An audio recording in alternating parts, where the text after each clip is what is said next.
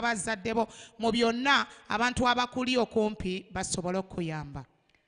The third thing, Ekyokusatu, close your eyes to the world and ears. amaaso go n'amatu gazibe eri ensi. Lwaki ngamba muzibe eri ensi? Why do I say that? Close them before the world. Because the world has a way of defining everything. Kubanga yo ensi eyina engeri ebintu gy'ebinnyonnyolamu. Do you want to start a salon? You're supposed to have 7 dryers. You're supposed to have 3 workers. You're supposed to have a uniform. It's supposed to be on Wilson Road. Omuntu akugamba oyagala kutandika saloon, olina okuba ne dryers 7, olina okuba n'abakozi 3, ate saloon olina giteeka ku Wilson Road okufunamu. Chokanga toli. But you don't have it. But you see, you went and watched someone asiba enviri n'oyiga. Naye ate wagenda n'olaba omuntu ng'asiba enviiri, then you learned. Then you can come to church and tell people, nsobola okusibira ebbeeyi ensaamusaamu. N'olwekyo osobola okugamba abantu nti munange nsiba enviiri naye nsibira ssente ntonotono. Ng'ate nsibira waka nsobola okujja w'oli. I play it at home, I can come wherever you are. Those are humble beginnings. Okwo yeyo yentandikwa entono oba empola mpola. Once you close your eyes and ears to the world, they'll not define you. Ojja kukola ekintu nga the Spirit is leading you. Bw'oggala amaaso go n'amatu go oli ensi, ensi tejja kunnyonnyola ky'oli, naye gw'ojja tandika okukola ky'okola ng'omwoyo wa Mukama yakulembera. Kambabuulireyo kano akantu. Let me tell you this. Ennaku ezo, Those days back, but I had a projection. I had something seated on my heart. nalina ekintu mu mutima gwange. Something to start a shop Ekintu eky'okutandika edduuka in the village. mu kyalo. But you see, I had a shop Nalina edduuka in the middle of town. mu kibuga wakati. And then COVID took it away, I would say. COVID n'aligyawo. So the dream to be a business person, not just a business person, but a shop owner, supermarket owner, and all that remained in me. Ekirooto eky'okuba omukazi omukozi, okubeera n'edduuka, okubeera ne supermarket, kyasigalamu munda mu nze. And then I saw a location and I said, I can start a shop here. Ne ndaba ekifo ne ngamba nsobola okutandika edduuka And wano. then I opened myself to my eyes and ears to the world. Ne mbikkula amaaso gange n'amatu gange ne mpuliriza ensi. And I failed to start. Ne nnemererwa okutandika. Reason being, everything was against me. It's in the village. They don't have electricity. Why should you start? Why this? They are going to steal. All those bad things surrounded me. Ensonga ze bampa zaali nti mu kyalo teri masannyalaze, bajja kubba, lwaki otandika eyo. And then I spoke to one person. Naye ne njogerako n'omuntu omu. Meanwhile, this shop I wanted to start, I didn't tell anybody about it, not even my husband. Lino edduuka lye nali njagala okutandika, saabuulirako omwami wange wadde omuntu yenna. But I had a conversation with this person. Naye nina gwe nanyumyako naye. And I told her I wanted to open a shop, and then I'll open a hardware, and then but in the village. Ne mugamba njagala kutandikawo edduuka. I'm talking about a village. Mu kyalo. Ewatali masannyalaze. Where there is no electricity. About 23 kilometers from the main road. Mayiro nga 23 okuva ku kkubo. Would you start a business there? Osobola okutandikayo business yo. Would you even think about it? Osobola n'okirowoozaako. This is what this lady told me. Kino omukyala kye yaŋŋamba. If you want to start a very big hardware there, bw'oba oyagala kutandika edduuka eririmu ebyokuzimbisibwa mu kifo ekyo, tandika n'akaduuka kano akatini. Start with a small shop. Because abantu bajja kuba bamanyira nti mujja awo oggula ebintu. Because people will be used to coming there and buy things. And then they will see the big hardware. Oluvannyuma bajja kulaba edduuka eririmu ebyokuzimbisibwa. And then it will become a center. Oluvannyuma ejja kufuuka center. And then it will be when you go katawuni akaddako wali. Oluvannyuma banyaga nti bw'ogenda naye mu tawuni eddako. What does that mean? Kitegeeza ki? That lady spoke life into my spirit and I closed my eyes and ears to all these impossibilities. Omukyala yayogera obulamu mu mmeeme yange era ne ndyoka nziba amaaso gange n'amatu eri bino bye nalowoozanga nti tebisoboka. Saawa eno we njogerera amasaba agakoze. This time round the shelves were made. Not that there is everything to put, but because I have the Spirit of the Lord and the faith, and that person did not tell me. She didn't say, it's impossible. She said, it's possible. Si lwa kubanga ssente weeziri naye nina okukkiriza n'omwoyo wa Mukama ate n'omuntu oli teyaŋŋamba nti tekisoboka naye yaŋŋamba kisoboka. Bakwano baffe abali eyo olwaleero bakyala bannange. Our friends, fellow women. Do you want to start something today? Oyina ekintu kyoyagala okutandika Can you leero. just start? Wake up and start. Golokoka otandike. January is done. January aweddeko. You don't go into February without starting. Togenda kuyingira mwezi gwa 2 nga At least tonnatandika. wandiika ky'oyagala. At least note down what you want. At least kyogereko n'omuntu. Talk about it with someone. Then that's the fourth thing. Choose wisely who you talk to. Londa n'obwegendereza ani gw'oyogera naye. Some people are dream killers. Abantu abamu basiba birooto. They will always say you can't. Bajja kugamba nga They will tosobola. always say that's impossible. Bajja kugamba ekyo That tekisoboka. is below you. Ekyo kiri wansi wa grade yo. Friend, Mukwano gwange. Mukama yakuyisa okukola ky'aggambye. It is God who has called you to do what he has told you. Kisiibire, Fast for it. pray for it, Kisabire. then tithe for it. Kiweere kimu eky'ekkumi. Seed, why your seed for it? Kisigire ensigo. Okisaddaakire. And sacrifice for it. Those are the things that are going to get you started. Bannaye abakyala abalokole. Ebyo bye bintu ebigenda okuyamba okutandika. Abasiraamu basaddaaka. Muslims do sacrifice. Abalogo basaddaaka. Witches do Mwe lwaki sacrifice. temusaddaaka? Why don't you With the sacrifice? Spirit of God. Mu mwoyo wa Katonda. So si mu bibi. Naye si mu kibi. Munnange bakwano. My Ennyongero friends. bagamba. Stop wanting too much to begin. Lekeraawo okwagala okutandika n'ekinene ennyo. Kubanga n'abantu abanene be tumanyi tebaatandika nga banene. Because even the great people we know today didn't start great. The married, today I'm speaking to both the married and the unmarried. Leero njogera n'abafumbo n'abatali The bafumbo. married ladies here. Abafumbo abali mu kifo kino. Tulekeraawo okutama abaami baffe. Tulekeraawo. Batama. We should stop being burdens to our husbands. You're comparing them to other men. Omanyi omwami wo omugerageranya n'omwami omulala. You're telling them he has a car. Omugamba oli alina Ffe emmotoka. tukyatambula. Gwe okozeewo ki mu bulamu bwe? What have you done in the life of your husband? What small beginning have you done for him? Ntandikwa ki gy'omukoledde omwami wo? Buli kaseera omunyunyunta kasente ka gundi Every kameeza. time you need money from him, money for this, money for this. When will he save to buy a bicycle, later on a car? N'olwekyo anaasobola atya okutereka ssente okugula eggaali oba emmotoka? Bakyala bannange abali ayo. Can we be different? But abakazi abali wano b'abakyala tusobola okubeera ab'enjawulo. Abakyala abalala abali eyo. When I'm talking about humble beginnings, kinnuma nnyo nnyo nnyo nnyo nnyo nnyo nnyo ng'omukyala omufumbo. It really hurts me as a married woman To see young ladies and young girls out there wanting our men. okulaba abakyala abawala abato abakyala abato eyo nga baagala abasajja You're going to baffe. look at Mr. Walugembe, my husband, Oyo ye mwami we ago ge mannya ge. and then you'll want him. Bw'ojja kutunuulira mwami Walugembe omwegomba omwagale. Little did you know that some of the things he has is because of my humble beginnings. It's because of your humble beginnings. Your husbands are the way they Naye are. ate ky'otamanyi nti mwami Walugembe okubeera ekyo yali ntandikwa ya mukyalo ono entono gye yatandika nayo mwami Walugembe n'afuuka ekyo naye ggwe omwegomba omwagala ku ssaawa eno. Omwagala nga bw'ali. You want Otwale him the buli way he kimu. is. So you take everything he has. Maybe my mother had to sell her land to give us a plot. Oba maama wange yalina okutunda poloti ye atuwe ssente tutandike ne mwami Walugembe tubeeko we tutuuka. Kakati gwe oyagala nve mumaka. But today you want me to leave the home. Humble beginnings. Get Ntandikwa your own ntono. man. Start with him. Weetandikire n'omwami wo mutandike naye mwekulaakulanye. Now, respect every little shilling that you get. Buli ssente ntono gy'ofuna giwe ekitiibwa ebeere ya mugaso gy'oli. Njagala okubawa example ya Chinese bamboo. Chinese bamboo is a tree. Ayagala otuwa ekyokulabirako kyayise Chinese bamboo galinga mabanda naye ga China. It spends 5 years Limala emyaka 5 before it germinates. nga terinnakula kuva mu ttaka. But the moment it germinates, Naye bwe likula ne liva within mu 5 ttaka weeks, giriwe wiiki 5 it's 80 feet long. liba liwanvu feet 8. Can we be that? Tusobola okufuuka ekyo? Can we be that? Tusobola okufuuka ekyo? Kitegeeza ki? What does it mean? Humble beginnings require patience. Obugumiikiriza mu ntandikwa eyo entono gy'otandise nayo.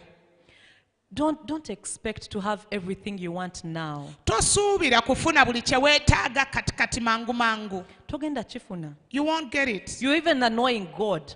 onyiiza ne Mukama. He's saying, be patient, my child, I'm bringing you all these things and you're rushing him. Agamba gumiikiriza byonna ogenda bifuna naye oli mu omupapya. Singa ofuna kati miliyoni ya dola saawa eno nga tolina pulaani tobeerangako awo ng'olina miliyoni emu osobola ogikozesa? If you have $1 million and you didn't have its planned before, can you really use it wisely? No, you will not. Tojja kukikola. So, njagala mumanye wano, no one should ever tell you Njagala mutegeere kino, omuntu yenna taggambanga that what you have is so little nti ky'olina kitini nnyo to start, okubaako kye or kitandika. the experience you have is so little Okusinziira ku bumanyirivu bwe tulina kitono nnyo. that the connections you have are too few. Omanyi tolina nnyo nkolagana n'abantu oba tolina nnyo bantu b'omanyi.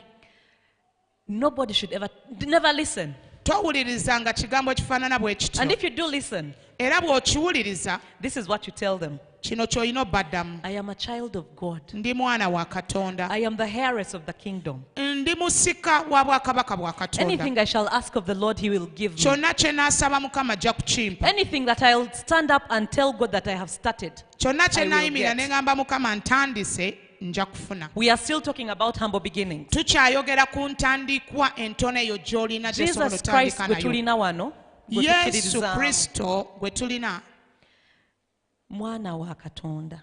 He's a son of God. And he's the one that we believe in. He's the leader of us. Gwe tukkiririzaamu era ye Mukama waffe. Where was he born? Yazaalibwawa. Where was he born? Yazaalibwawa. Don't you think God would have just opened the heavens and dropped his son? Tolowooza nti Katonda yandigudde buguzi ggulu n'asindika omwana we. Humility. Obuntu bulamu bukkakkamu. Kyagezaako tulaga. He's what he's trying to teach us. I know you know very many people who have flamed up from nowhere with a lot of money, a lot of pomp, but where are they today? Manyi omanyi abantu bangi baatandika balina sente nnyingi balina bina naye leero bali ludda wa? Now, when you start something with humility, it beacons of Bw'otandika greatness. ekintu mu bukkakkamu, it does what? It beacons. Chireta. Kiyongerako, Yes. kigaziwa, Yes. kiba kinene. And there are two secrets to It- starting small or humble. Ebyama bibiri ng'onootandika ekintu ekitonotono oba ng'onootandika mpola mpola. If you want to forget anything I said today, Bw'oba oyagala, okwerabira kyonna kye njogedde leero, if you jjukira want bino to ebibiri. forget about what I've said today, Yeah. just remember these two things. Starting small brings blessings, Bw'otandika empola oweebwa omukisa. and starting strong requires hard work. Starting humble requires hard work. Era ng'onootandika mpola mpola okulaakulana olina okuba ng'oli mukozi nnyo. Ate olina okwewaayo eri Mukama. You have to dedicate yourself to the Lord. I once hawked food. You once? Hawked. abatambuza emmere. Yatembeeyako emmere. Natembeeyako emmere. She all hawked food. Natandika n'ennusu 1,500. Sorry, gumu kitundu. She started with 15,000 shillings. Naye nga ngitandise ntya? How did I start it? Kubanga mama yali yanjigiriza, use anything and everything that you have learned from your parents, from your friends to start. Kozesa kyonna ky'oyize ku maama wo, ku mukwano gwo, ku muntu yenna otandike. Nze natambuza emmere She hawked food. nga nali gumu kitundu. She had 15,000 Ate shillings. nga zaagula foyiro zaali za 5,000 She bought foils of 5,000 shillings. n'emmere gye najja eka And the food she got from home, ewa maama, from the mother's home. ne ngenda mu banka eziri awo She went to the nearest banks e Kawempe in Kawempe. with confidence N'okukkiriza because I knew what I n'okwekkiririzaamu. wanted. Kubanga yamanya kye yali I was ayagala. tired of being poor. Yali akooye okubeera I was omwavu. tired of not helping my child to buy Pampers. Nali nkooye nga sisobola na Because I had kugulira given mwana birth wange at campus. nga sisobola Mwana wange mugulira diapers. nga tasobola kugula pampers za mwana Kubanga nzadde ku campus. kubanga yali azadde ng'akyasoma ali ku campus. N'omwami wange ali ku campus. And the husband was also at Nga campus. tuli mu kibi. We were in sin. Nga tubonaabona. We were And suffering. then I accepted Christ. N'akkiriza Kristo okuba omulokozi we. All this shame went away nti no banaagamba ki nti otambuza emmere. No, no, no, Kino no, no. kyonna ekiswalo ky'ogamba banaagamba batya nti ntambuza emmere yakijjawo. When you start humble, Bw'otandika obulungi ng'olina empola Mukama, with the Lord, he will give you confidence. agenda kuwa And he will take you okwekkiririzaamu. to the right people. Ate agenda kukutwala eri abantu abatuufu. Nze bantu nagenda mu Orient Bank. She went to Orient Bank. Ne mbagamba, I have breakfast, lunch. N'abagamba nti nina ekyenkya n'ekyemisana. Oluzungu nga lulungi nnyo nnyo. Oluzungu lwe yakozesa oluzungu Naye olulungi. nga nina paaka 3 ez'emmere. But she had only 3 packs of food. Only 3 packs of food. Yalinawo emmere nga packinze emmere abantu 3. Ne mbagamba, today nsigazaawo packs 3. Then she told them, today I only have 3 packs remaining. Abanaalya lunch mukole order ngende nayo. Those who will have lunch, make the order, so I take it. Muwulira. Abakola order with cash. Buli eyakola order yasasulirawo. Ze nnyini ze nakozesa okufumba lunch yaabwe. It is the very money she used to prepare their lunch. The story short. Aba Orient ne bampanga order, aba NSSF ne bampanga order, n'aba EcoBank ne bampa order, n'enkoowa nga nina order nyingi. Orient, NSSF, EcoBank gave her orders. She got tired because of the many orders she had. It 15,000 shillings. Mu mutwalo gumu n'ekitundu gwe Nenzigulawo yatandika. account eyasooka obulamu bwange yali mu Orient. Then she opened her first account in Orient Bank. Nga sente baziteeka directly ku Orient Bank account. They would deposit her money directly on her account. I'm not any different from you ladies. Siri wanjawulo okummwe abakyala. Naawe ali wano leero osobola okubaako ky'otandika. Even you two here, you can start up something. N'ekyo kyennyini ky'olina osobola okitumbula. And the very one you have, you can make it famous. Mulekeraawo okwetya. Stop having fear in yourself. Mulekeraawo okwetya. Nobody loves you more than you love yourself. Tewali akwagala kusinga gwe bwe weeyagala. Not even your husband. N'omwami we yennyini takwagala nga gwe bwe weeyagala. Not even your children. Because why? N'abaana bo tebakwagala nga gwe bwe weeyagala. Lwaki? Bwe baleeta essasi ne bagamba tukubeemu ggwe maama tumuleke, omuntu anaagamba ati. When they come to shoot and they say, should we shoot you and leave your mother to live? What Only will someone Jesus say? Christ did that for us. Yesu Kristo yekka yakitukolera. Only him. So, No, Rachel, njagala obbabuulira I want to tell you, nti like fresh morning nga amakya amalungi, that looks promising of a good day, ng'ate gakusuubiza olunaku olulungi, so are humble beginnings. n'olwekyo entandikwa entono oba ekyo ky'olina bwe kitandika. You will never know what lies ahead if you don't start. Tosobola kumanya kiki kiri mu maaso go singa totandika. Njagala obbeebaza nnyo okujja wano olwaleero. I want to thank you for coming here today. Reason being, Ensonga eri nti olwaleero could be your day to begin. olunaku leero luyinza okuba olunaku lwo olw'okutandika. Olwaleero could be your day to make your marriage better.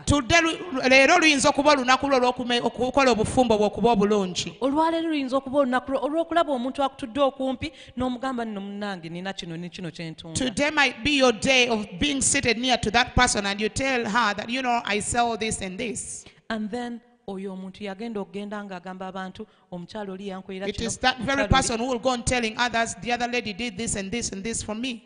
There's some things I've had nga nange sibimanyi.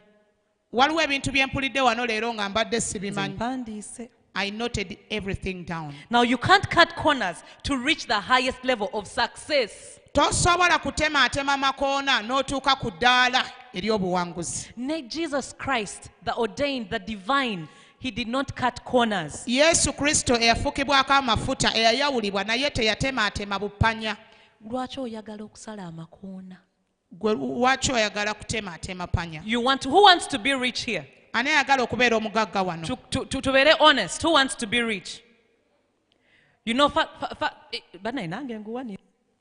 Everybody wants to be rich. You cannot be rich by sitting on your dream. Buli omu ayagala kuba mugagga naye tosobola kuba mugagga ng'otuulidde ekirooto kyo. You cannot be rich by being shy. Tosobola kuba mugagga ng'olina ensonyi. You can't be rich because they say women don't speak in public. Tosobola kuba mugagga kubanga abantu baga nti abakyala tebavaayo kwogera mu So nga bantu. okuyitibwako kuyinza okuba kuli mu kwogera. And then maybe your calling is speaking out to people. Okuyitibwako kuli mu kunnyonnyola. Maybe your calling is to give out explanations to people. Okuyitibwako kuli mu ngalo zo naye ozikuta oyagala tozifaako. Your calling is in your hands but you don't care for it. Your calling Okuyitibwako is in you starting.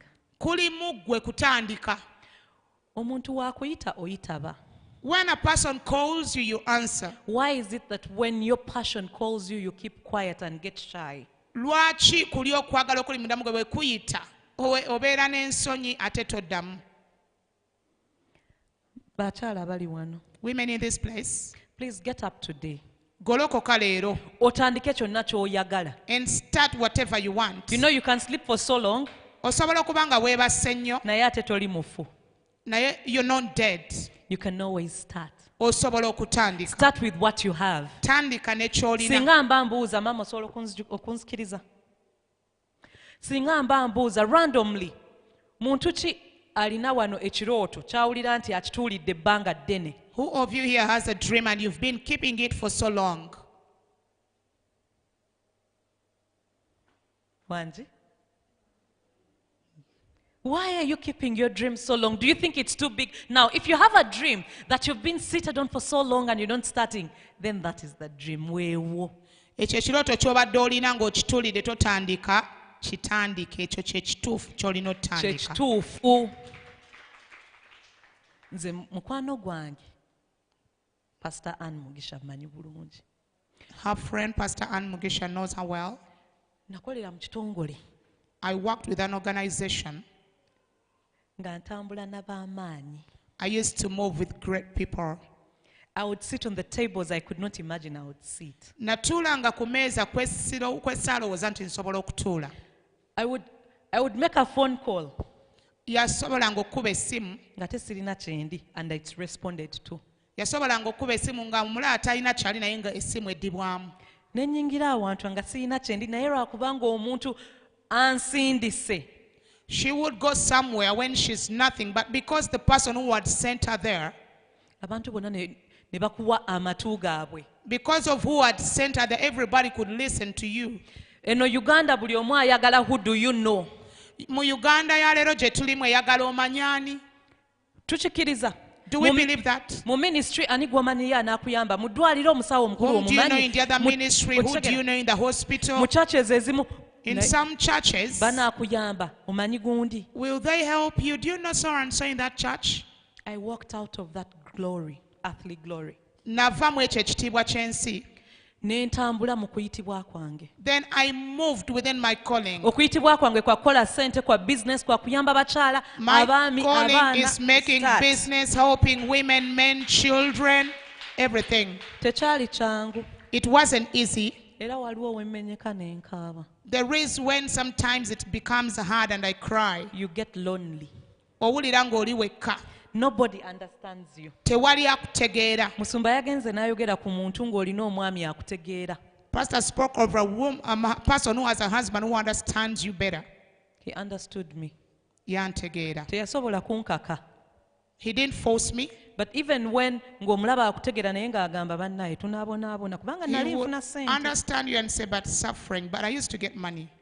Bannange ne maama wange Even my mother. ogira onoonya kalimu kano ogira onoonya kali naye nga nze nina okuyitibwa I know who I am, I know what I want and I focused on what I She want. would say, look for this job, look the other one, but nali manyi kye njagala.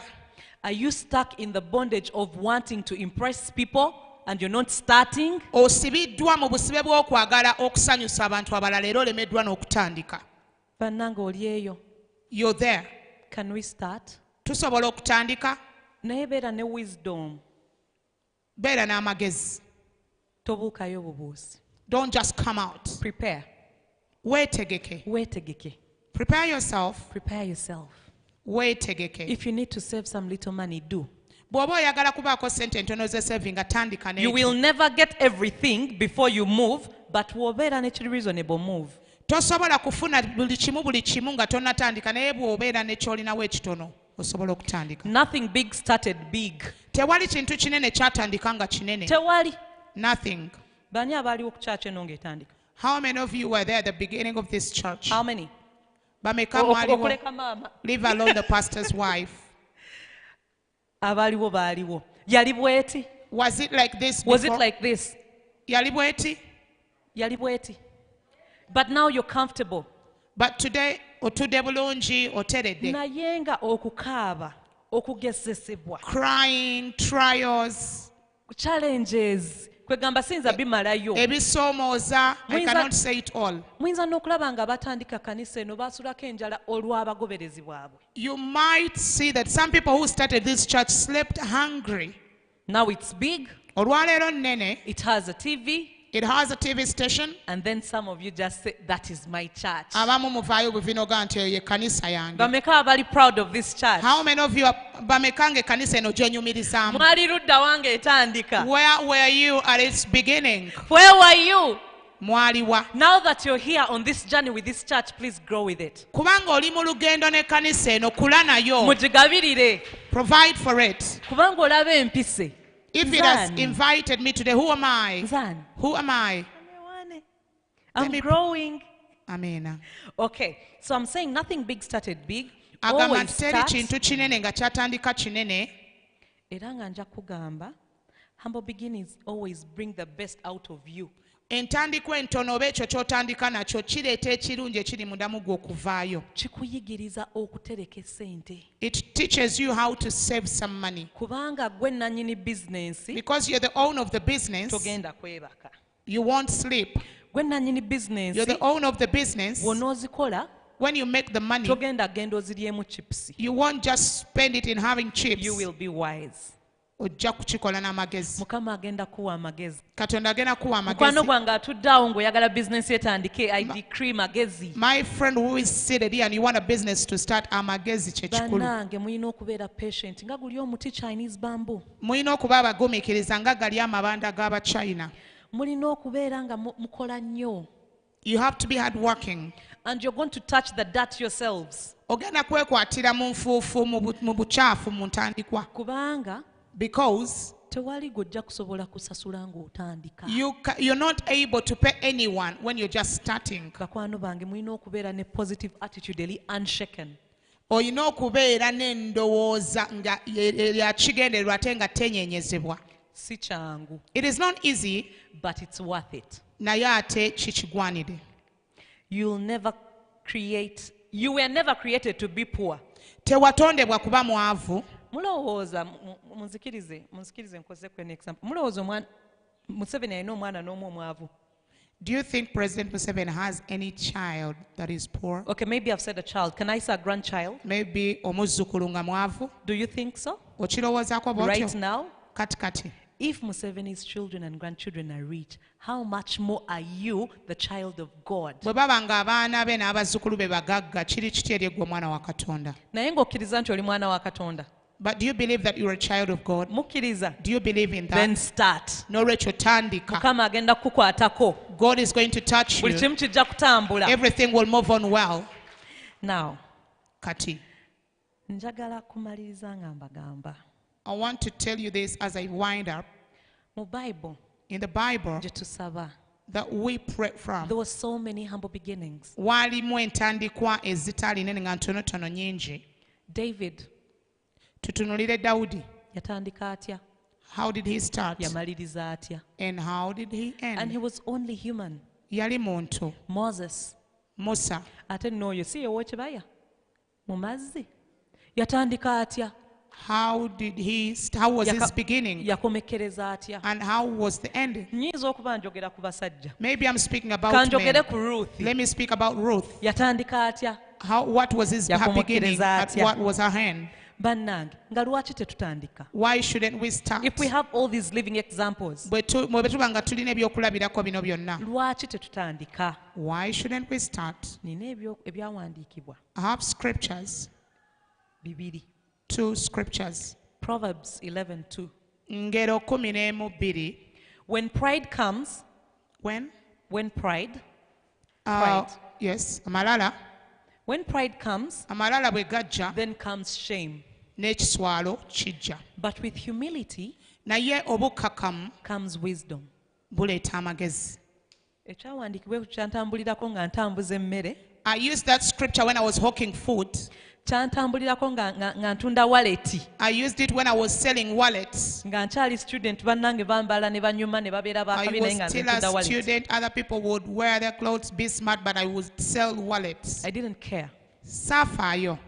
Right now abayambalanga ne banyumirwa nange bagamba senga tulinga oyo. Today, those who used to wear good clothes, be smart, they say, I wish I was like her. But that is because Mukama yantambulirako n'ekyawandiikibwa n'enkyesibako. Ekyo kyali nti kubanga Mukama yali nange n'ekyawandiikibwa ne mba nga nkiyimiriramu. When neesiba ku bugagga kubanga nze ntya obwavu ate ne Mukama tabwagala nkimanyi mukimanyi ndi I fear mutuufu. poverty, and even God doesn't want poverty at all. Ne ntandika kampuni yange gye bayita Crystal Mind. Then I started up my own company called Crystal Ne Mind. ngitandikira ku mulamwa I started it with a purpose. called Little is Much. Ekigambo kigamba nti ekitono kingi. Ate nga nkijja mu kyawandiikibwa I got it from the scripture, Isaiah 60:22. Isaiah chapter 60 verse 22. The least of you will become 1,000. Yesaya 6:22 nti abatono mujja kufuuka enkumi n'enkumi. The smallest a mighty nation. Ate eggwanga ettini nnyo ggwanga ly'amaanyi ddala. I am the Lord. Nze Mukama In its time I will do this swiftly. era nja kukikola Mu biseera byakyo. mu biseera byakyo. Mukama naawe agenda kikolera mu kiseera kyo. Tandika. Start Anaasanga now. ki? What will he find?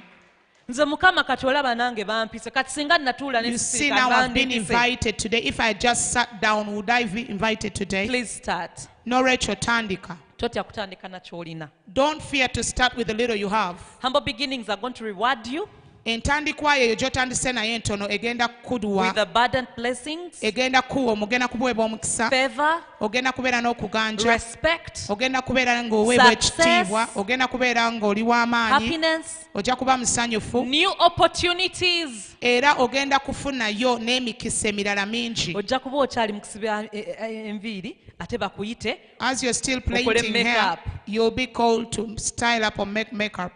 ojja kuba okyali ku kirala ate olabeyo ekirala. As you're still doing something else, you will see another thing. But most of all ogenda kulaba obugabirizi bwa Mukama. Naye you will see the provision of God. Bannange tutandise. Tunatandika. Shall we start? Shall we start? Tunatandika. Don't forget to sacrifice, Teweerabira kuwaayo saddaaka, to give your tithe, teweerabira kuwa kimu kya to kumi, give your first fruit, teweerabira kuwa kibereberye, and to seed. n'okusiga ensigo. Kubanga w'osiga ensigo Because when you give seeds, weemeruka, ensigo bw'evaayo, erina amatabi mangi. it will have many What does branches. that mean? The new opportunities. Kitegeeza ki nti ofuna emikisa emirala emipya mingi Mu nsigo emu. just from one seed. Mwebale nnyo kumpuliriza. Thank you very much.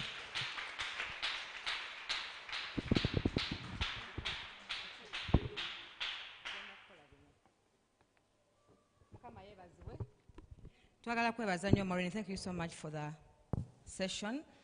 Kati maama asabye kugambe. Osomesezza ku kutandika. Tutandika tutya. Bino byenjizeemu nze byenjagala otandikireko otuyambe ffe nga ba fresh fire. Olina okutandika ne positive thinking ng'okimanyi nti bisoboka. Abasinga obungi endowooza egamba tebisoboka. Sooka okiteeke mu bwongo nti bikola bitya? Bisoboka. Bw'oluma okitegeera nti bisoboka ogenda kubikola. Ekyokubiri ogumiikirize. Oteeke munda nti kyenjagala okutuukako sigenda kubuuka mu bbanga. N'anaazaala omwana agumiikiriza emyezi meka? 9. Obugumiikiriza. Kati tutandike tusevinge. Bwebanga eno 2022 nga tuyimiridde maama Musumba tutaddemu Maureen n'amutweta tusobole okuyiga okukola. Tugenda kukola tutya because waliwo abamu ku ffe nga toyina wadde emitwalo 2 egitandika. Naye tuli mu January wuuna gwako. Tosobola kutandika olwaleero mu January kuba tolina ky'olina. Tugenda kutandikawo enkola ey'okutereka akatono nga tulina ekigendererwa. Tuli mu January naye katutereke akatono wegulituukira mu gw'omukaaga nga kaba kawezeewezeewo ndyoke nkajjeyo gye nakatereka ntandike. Okwo kutegeera kwange. Mami Maureen alina ekibiina bo batereka nnyingi, batereka 1 million plus, batereka nnyingi. Ffe tugenda kuzisobola ezo kuzitereka for now. Naye tusaba otukolemu omulimu otuyigiriza okukola small groups mwe tusobola okuterekera ssente zaffe entono ne tumanya nti January nze ne Maureen ne Jackie tuli mu group emu buli muntu atereka nusu 10 maybe buli lunaku wegulituukira ogw'omukaaga nga buli muntu alina emitwalo 10. Emitwalo 10 gitandika ekibu ekiti. Mukama yeebazibwe. Ekitwagala otuyigize tukole kubanga tutya humble beginnings. Mami by the way nze ndi wano ndi mukazi mukulu myaka kumpi 4 naye natandika omuddala gw'ennyaanya mu lockdown. Amina. Nafuna supermarket era bagimanyi mugimanyi supermarket eri mu Ngobe Bunamwaya nensaba mukwano gwange nannyiniyo ne mugamba nsobola okutundiraku wanene ebibala nangamba osobola bitundirawo mami nkere nakasero nengula watermelon nenjigula senyisa 10,000 nenjitunda gumu 2 mutwalo kuba benguza wali bagagga. Ana babuulire engeri gye wagitandikamu kiki ekyakusindika ni gwe wasanga mu katale ku macooko. Nali ngenze mu katale kugula bintu byakwanjira kwa sister wange nensanga Maureen mu katale ono ngali nakasero agula bintu ne mubuuza Maureen, you just can't come from Makerere and then you are in the market purchasing things. Ngali mu katale agula ne mubuuza obitwalawa nangamba anyina ba customers bange bwe mbigula ngambi parkinga bulungi ngambi deliveringa naye nga motoka gyavuga ani sigivuga naye ngaali mu katale kumakyenkera nakera kusaba mukwano gwange akaspace ku supermarket n'akampa nenkapangisa kati ntunda watermelon nanasi mudaala, but because I've gotten so busy olwaleero lwe njagala okusiga ensigo omudaala njagala kusiga mu muntu wano agutwala atandikiraawo.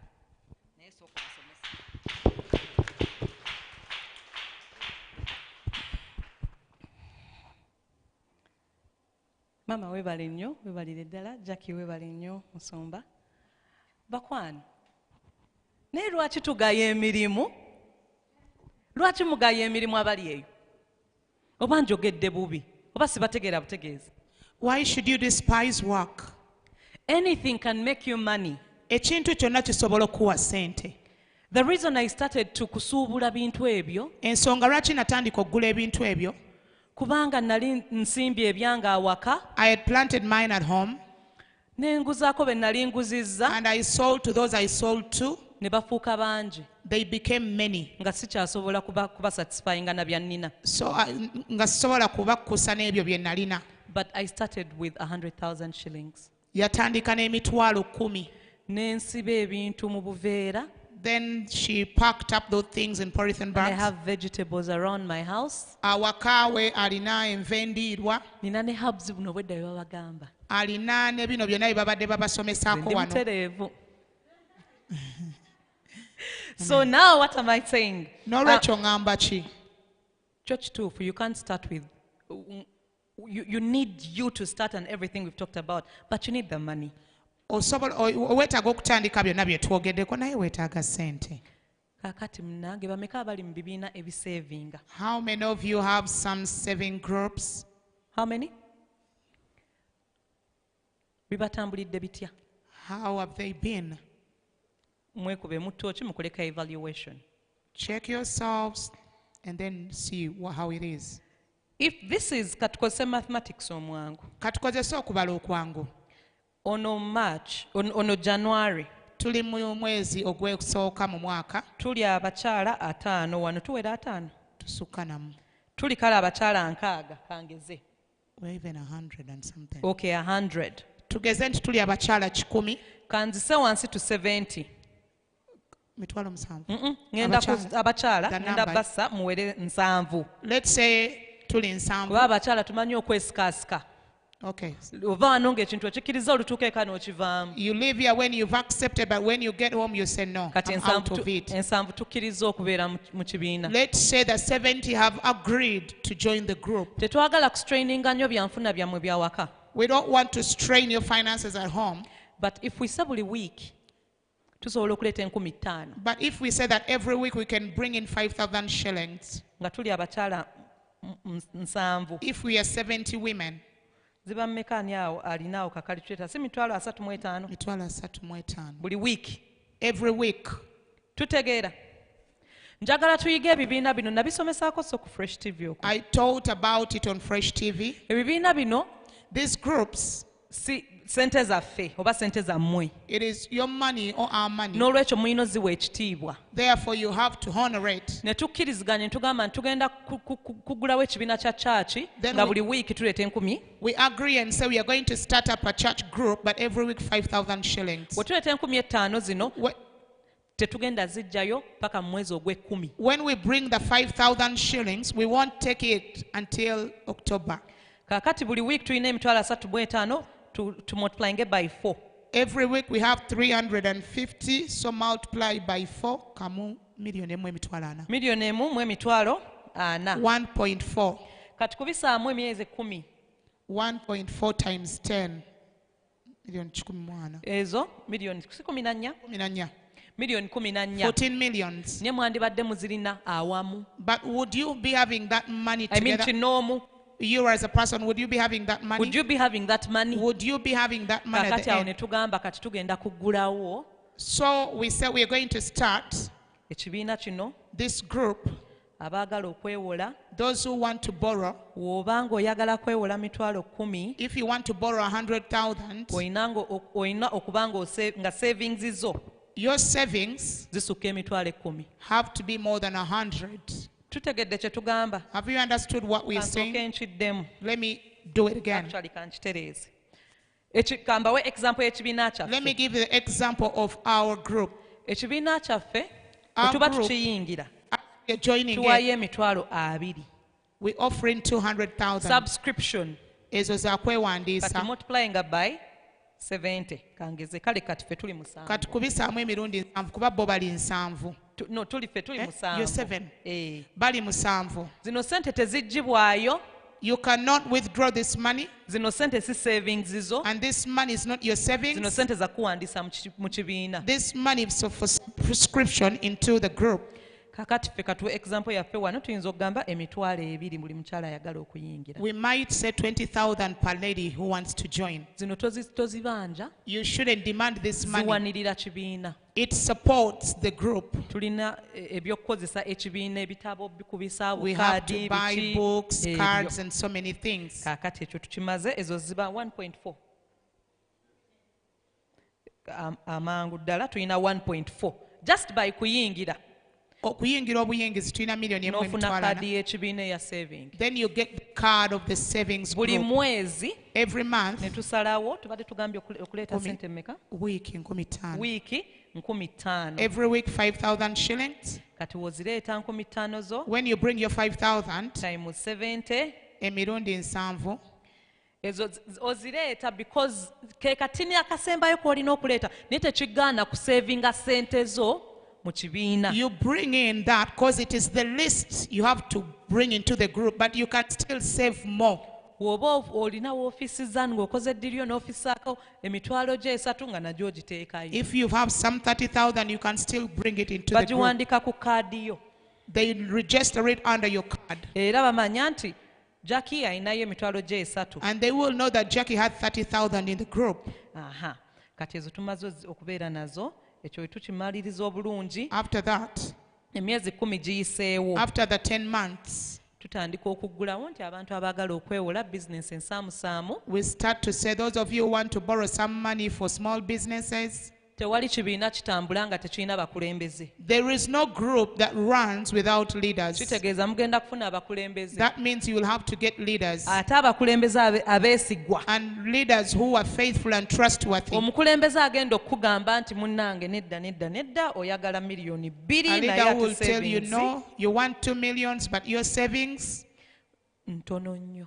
is really little. Kitegeeza oba oyagala kuganyulwa mu kibiina. That means if you want to gain something from the group, Kitambula bulungi nga kuba tugamba nti oba oyinayo emitwalo kaŋŋambe 3 if you have 300,000 on your account, osobola okwewola 3 times mitwalo 3.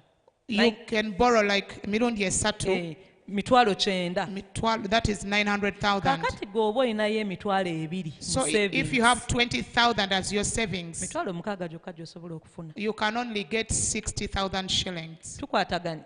Are we together? Ekibuuzo kiikino. The question is Agali here. awamu Those people who work together, ge galuma ennyama. it's the one that can do Olina something. ky'oyagala okutandika nga kyetaagisa ssente nga tolina capital. Whatever you want to start, Yingira you ekibiina. need money, you have no capital, join a group. Join a group, preferably a church group like this one. Nga ekibiina nga kya kanisa tugeze ng'eno. Bwe muba nga mukkiririza mu maama, If you believe in the pastor's wife, lwaki tabeera patroni w'ekibiina? why shouldn't she be patron of the group? Tuwuliziganya. Are we together? Bwe mba mukkirizaamu abeere patroni. If you believe in her, let her be the patron. Waliwo abantu bangi nnyo abasobola okutandika ebibiina naye munaabajjawa. There are many people who can start up groups, but where will you get them from? Ono mumanyi awo musanga. You know where to find her. abakoledde ebintu ebingiko She has done many things for you. abayise ku bwereere nze nnyingidde wali sirabye muntu yenna I nzijako entered ssente. there. I didn't see anyone asking for money from me. Why don't you start a savings group? Lwaki temutandika ekibiina ekyokusavinga? Twali abakyala 7 There were 7 ladies. ne tutandika ekibiina emyaka 4 emabega. They started a group 4 years back. Nga 11 Desemba guno omwaka On 11th December of this year, twaguze poloti z'ettaka last year, they brought plots of land, 11 11 plots.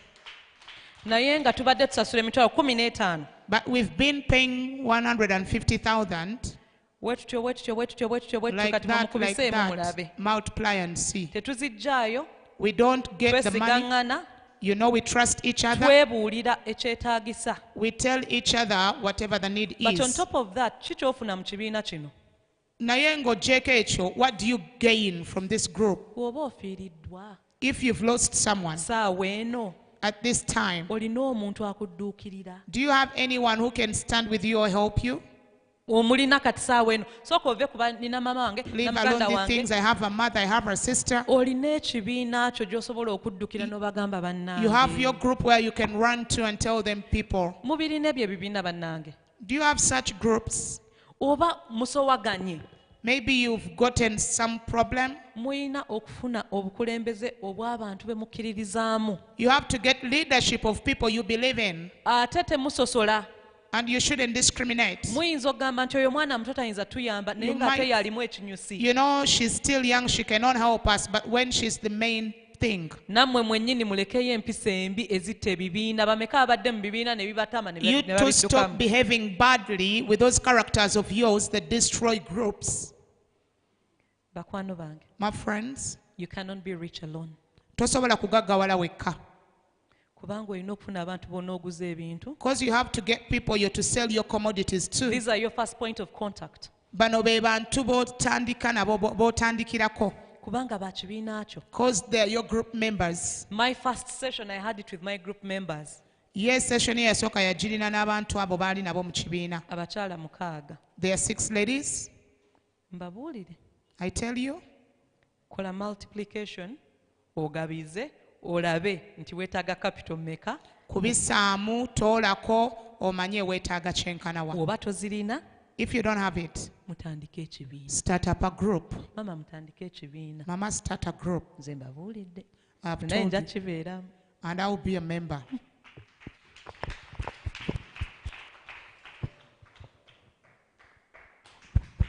Mukama yeebazibwe. Ngenda kusaba okubireko Katonda mu ngalo lw'omukyala atukoze obulungi. Mukama waffe yeebazibwa yadde abalala badduse. Mukama mulungi. Naye kati omukyalo naye tugenda kusigala ng'atudde awo, tugenda kusigala nga tubaako bye tumubuuza. Waliwo agamba nti nze okutereka obuteresi tuziweze tugule oba ki oba ki kimenya. Naye nze mbadde njagala oba nga nsaba singa tukuŋŋaanya ne tumanya nti tukoze guruupu y'abantu 2 ne tugenda nga twekuŋŋaanyaamu nga tutereka 5,500 omwezi bwe guggwako ne tuzigabana buli omu n'abaako kyatandika.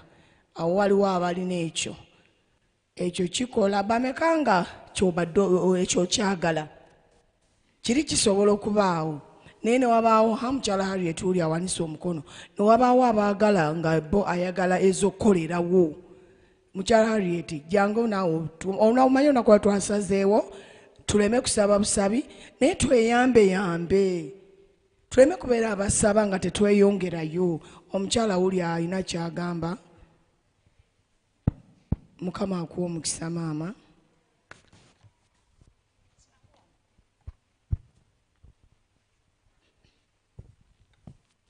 Kale ekyo mukyala Musumba kyayogeddeko nange nkisemba ne tubeera nga tukuŋŋaanyiza oluvannyuma ne tujjayo ne tusobola okufuna kapito. Ekyo nze nkisembye nga nze simanyi gwali eyo oba ekyo kirowoozezaako ki. Mukama yebaziwe, Mukama akuwa omukisa. Ekyo nakyo omugenyi waffe agenda kuba kituddamu mu linnya lya Mukama waffe Yesu. Tulabe tukikola. Bannange abawala abato, muleme kubeera awo ne mutuula butuuzi nga obwongo bulowooza kufumbirwa kyokka. Omuntu afumbirwa nga talina kyakola. Munnange ebyo abaami batukoowa omukyala akubuulidde. Mukyala Merikeria tukwagala nnyo, watusuubiza otuwa obujulizi. Wali oli ku kyalaani naye kati oli mukazi munene, bizinesi gy'okola ebintu birinnya nnyonyi. Twagala mutubuulire mukikola mutya? Mukama waffe yeebazibwe Musumba. Amina maama. Nze nange nina ekibiina kyendimu, tuli bantu 10. Buli Lwakutaano tufulumya. Buli wiiki tuwaayo emitwalo 2. Naye nze nkirimu emirundi 2. Nze ndi namba 9 ate ndi namba 10. Naye nga buli wiiki ekyo bannange wano tetulinawo bantu baagala kukola ssente, tulinawo baagala kunyeenya mitwe bokka.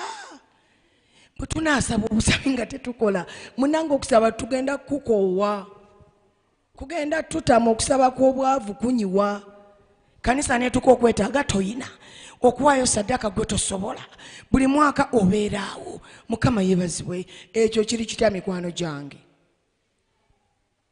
Bannange Mukama wangi mama anji mama nze mbadde nteesa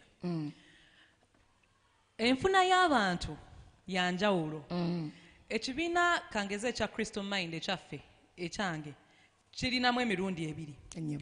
Kirinamu abantu aba weekly, kirinamu n'aba monthly.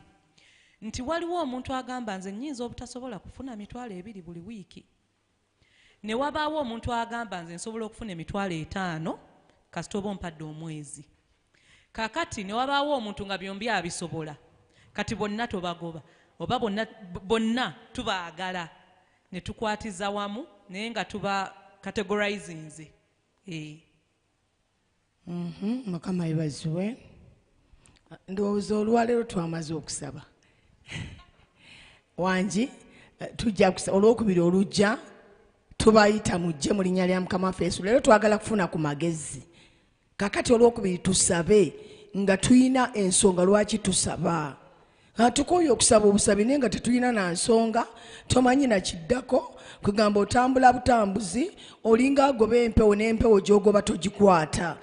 2:22 twagala kuva ku ddaala eri, at least buli muntu ali mu kyoto ky'abakyala ng'olina ekintu ky'okola. Mukama yeebazibwe. Ne bwe kiba kitono naye ng'okikola. Kati ate bwe tunaaba nga tetulina groups tetugenda kusobola kukola. Kubanga olaba n'abagagga be tulina. Abagagga abasinga beewola ssente mu banka ne bayimirizawo bizinensi. Florence tukubanja essomero ly'abaana abayiga enviiri, oyigiriza abantu abawala make-up. Tojja kubeerawo buli mwaka nga wakola saluuni emu, eriruumu emu, kugamba ebintu by'okubanga twenyigaayiga mu buntu obutonotono. Nze mbikooye. Mukama yeebazibwe. Yongera otuwa amagezi. Mukama yeebazibwe mami. Nze nina ekyokulabirako, nali njagala miliyoni 9.5. Nga njagala kutandika bedding shop, nga njagala kutandika edduuka eritunda bulangiti, masuuka, piro, nga njagala kulitandika naye nga netaga miliyoni 8.5. Kati nga sizirina, kati nina ekibiina kyendimu n'abakyala abalala. Mwabeereddeyo mu bibiina nga temutugamba. Mama kubanga twakizuula nti okwegatta maanyi. Kati mu kibiina ekyo nga tulina omutima gwe tutereka buli kiseera. Twatuka mwezi gwe 10 ne mbagamba njagala mumpole miliyoni 9.5. Ne baŋŋamba nti ssente z'olinayo tezikusobosa kwewola miliyoni 9.5. Ne mbabuuza zinsobosa kama zikuwa miliyoni 6. Kati ne ŋŋamba miliyoni 6 ebanazimpa ate nga bajeti yange ya 9.5 n'asobola. Omuntu omu n'aŋŋamba tandika n'ezo ze bakuwadde. Mami ne ngenda ne bazimpola miliyoni 6, edduuka ne nditandika ne bye nnalina. Bwe nali ssaawo nendaba abana abadelivaringa mu motoka zaabwe, abadelivaringa ebintu mu maduuka. Bwe bakusanga ng'otandise ng'olina era ng'olina ne address nga wookolera bakuwa. Kati bo bajja ne bannyongeramu ebintu bya miliyoni 4 nga bajja ne babikulekera n'otunda ne bakoma ne bakima ssente ng'olwokubiri oluddako. Ne ntandika mami. Nalitandika mu mwezi gwa ndoza gwa 10 October last year. Kati edduuka limaze emyezi 2 oba 3 naye nabadde accountant wange yabadde ambaliramu yesterday nga liri $17,000,000 naye nga group kibiina ne bampa tosobola kutandika ng'oli wekka oba ebyo byabali abakozemu abalina ssente nnyingi naye oba alina batatandika bokka bakola associations ne bakola ebibiina ne beekolamu omulimu ne beewola kati it's not that fena tugenda kukola $6,000,000 tusobola okugamba abameka abasobola okusevinga $5,000 buli wiiki muliwa ne muwanika emikono ne mukola gurupu yammwe wali Maureen najja n'abasanga mu gurupu yammwe awo n'abayigiriza ekyokukola. Mukama yebazibwe kati ngenda kusaba bwenti katufundikire batugyeyo ku mpewo twekolemu ekintu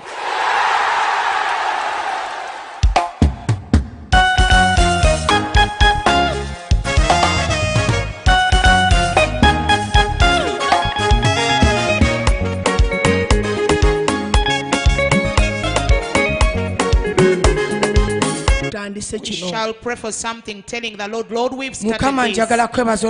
Lord, I want to thank you for today. We worship you, we glorify you, our Savior. We thank you for those you've delivered. I present all these women. I cover them in the covenant of your blood that was shed on the cross. Their children and their husbands and all their work. Lord, raise them from down to up. Turn them into heads. 2022. As we are entering into the journey of working, Spirit, come and lead us. Come and give us wisdom. Come and give us understanding. Come and give us knowledge. Come and take us all. Connect us with responsible people. Connect us with people who take us forward. Connect us with those who are experienced in businesses. Connect to us with advisors. Because we need to progress. The year 20 by the year of this, we shall be having testimonies, tangible testimonies. As the ladies altar, I cover them in the covenant of your blood. May they overcome in Jesus' name. Don't forget Tuesday, we are going to have might prayers. Tomorrow we are here with the senior pastor. He's going to be leading us. Come Wednesday, tomorrow we pray. Thursday I told you I'll be around. The pastor won't be around, but I will. Come, let's pray, woman. You want to ask something, come in the name of Jesus. On Friday we come early. We start at 10 a.m. and finish at 5. Come, let's pray. The grace of our Lord Jesus Christ and the love of God, fellowship of the Holy Spirit, be with us all, forever and ever. Thank you for listening to me. Thank you for listening to the message. Let's meet again.